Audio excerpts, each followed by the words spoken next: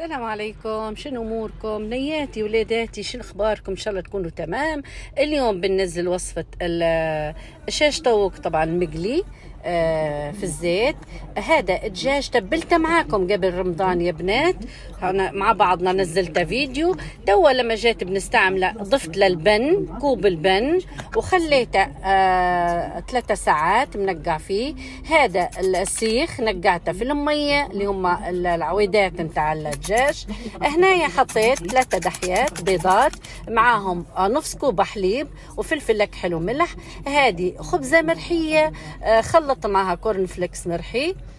خلاص هنايا خديت السيخ اللي نقعته في المية وستفت طبعا البطاطا يا بنات مطبوخة، طبختها حاجة بسيطة في المية ما درتهاش نية بالطريقة. هذه بطاطا مطبوخة طبعا ما تخلوهاش نتهبز يا بنات، البطاطا حاجة بسيطة باش تجيكم في القلي سهلة. خلاص وستفي بالطريقة هذه. حلو يا بنات، جربوه ما شاء الله. هذا بعد ما كملته كله بالطريقة هذه هيك.